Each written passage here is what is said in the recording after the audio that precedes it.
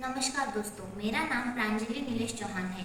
मैं cantonment board high school Devrali camp Nashik Maharashtra की 9वीं कक्षा की छात्रा हूँ। दोस्तों, हमारे देश में हमारी सरकार महिलाओं की सुरक्षा के लिए बहुत से कायदे कानून नियम बनाती है और पुलिसकर्मी सुरक्षाकर्मी भी अपना काम बहुत सतर्कता से करते हैं। लेकिन समाज के कुछ समाजकंटक लोग होते हैं जो महिलाएं एवं छात्राओं को परेशान करने की कोशिश करते हैं। दोस्तों, विकसित भारत बिल्डथॉन 2025 के माध्यम से हमें आत्मनिर्भर भारत बनाना है। आत्मनिर्भर भारत बनाने के लिए महिलाओं का सक्षमीकरण बहुत ज़्यादा ज़रूरी चीज़ है। तो दोस्तों, हमें पता है कि महिलाओं की सुरक्षा किसी भी समाज की प्रगति का एक महत्वपूर्ण हिस्सा है और आज के युग में तो महिलाओं ने राजनीति, रोजगार, उद्योग क्षेत्र में भी उल्लेखनीय प्रगति की है। पर साथ ही साथ महिलाओं पर होने वाले अत्याचार, अपराध, इनमें भी वृद्धि हुई है। तो हमें महिलाओं की सुरक्षा के लिए एक ठोस उपाय करना आवश्यक है। दोस्तों, आप लोगों को क्या लगता है, महिलाओं की सुरक्षा यह सिर्फ सरकार की जिम्मेदारी है? नहीं, महिलाओं की सुरक्षा यह समाज के हर एक नागरिक का कर्तव्य है। हमें सबके मन में महिलाओं के प्रति सम्मान, संवेदनशीलता बनाना आवश्यक है।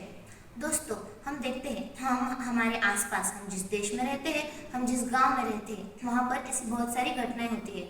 हम उन्हें सुनते हैं, सुनकर अनसुना कर देते हैं। किडनैपिंग केसेस, महिलाओं पर अत्याचार, लैंगिक अत्याचार, ऐसी बहुत सी घटनाएं हमें सुनाई देती है और यह सारी घटनाएं ज़्यादातर स्कूल कॉलेज जाने वाली लड़कियों के साथ होती है। सोचिए दोस्तों, एक सुबह एक माँ अपनी बच्ची को तैयार कर कर स्कूल भेजती है इस उम्मीद से कि मेरी बेटी पढ़ने गई है, वो कुछ तो करेगी, वो कुछ तो बनेगी। और उसी शाम अगर उस माँ के कान पर ऐसी कोई घटना आए कि मेरी बेटी के साथ आज ऐसा हुआ, तो क्या बीतती होगी उन माँ बाप पर और क्या बीतती होगी उस मासूम से बच्ची पर। सोचिए दोस्तों, हमारे ही देश में, हमारे भारत देश में ही रोज ऐसी 90 से 95 मामले दर्ज किए जाते हैं और प्रतिवर्ष 31,000 से 33,000 ऐसे मामले होते हैं। तो दोस्तों, इन सब में क्या गलती है उन सारी लड़कियों की जो इन सारी चीज़ों का शिकार बनती है?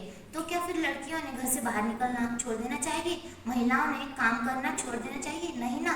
इसलिए हमें इस पर एक ठोस उपाय करना भी आवश्यक है। दोस्तों, तो मैंने इस छोटे से प्रकल्प के द्वारा एक छोटी सी कोशिश की है। तो दोस्तों, अब हम देखेंगे कि ये प्रोजेक्ट काम कैसे करता है।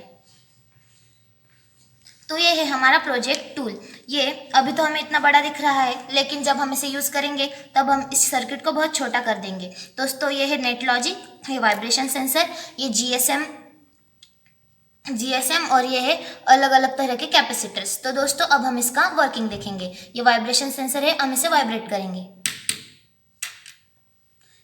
एक 2-3 सेकेंड के अंदर ही अंदर हमें इसके ऊपर, इस फ़ोन के ऊपर जितने नंबर भी हमने इसके अंदर से सेव किए वहाँ पर कॉल आएगा। तो दोस्तों, इसकी कैपेसिटी है कि हम 100 नंबर्स इसके अंदर सेव कर सकते हैं। उसमें कुछ हमारे परिवार के, कुछ हमारे फ्रेंड सर्कल के, कुछ हमारे नेबर्स के और साथ ही साथ पुलिस, एम्बुलेंस, ऐसे जो हेल्पलाइन नंबर्स होते हैं वो सारे नंबर्स हम इसमें सेव करेंगे। तो दोस्तों, अगर हमें कोई परेशान करेगा, किसी भी लड़की को कोई परेशान करेगा, तो वो उस व्यक्ति को कुछ ना बताते हुए इसे वाइब्रेट करेगी। ये ऐसे काम करेगा और इसमें जो जीपीएस है उसके द्वारा हम ये भी डिटेक्ट कर सकते हैं कि परेशानी कहाँ पर है और हम उन्हें हेल्प कर सकते हैं। धन्यवाद।